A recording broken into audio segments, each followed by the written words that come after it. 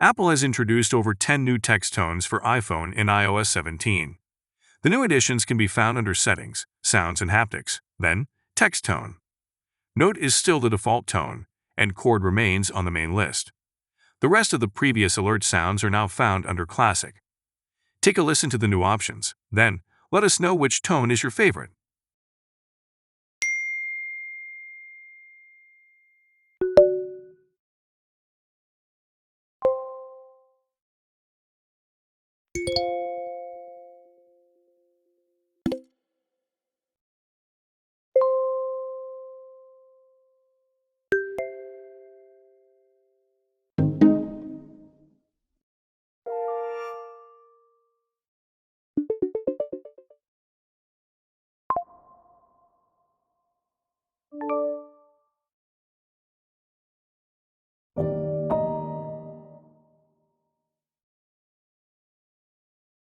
Please follow or subscribe to iClarified for more Apple news, videos, and tutorials.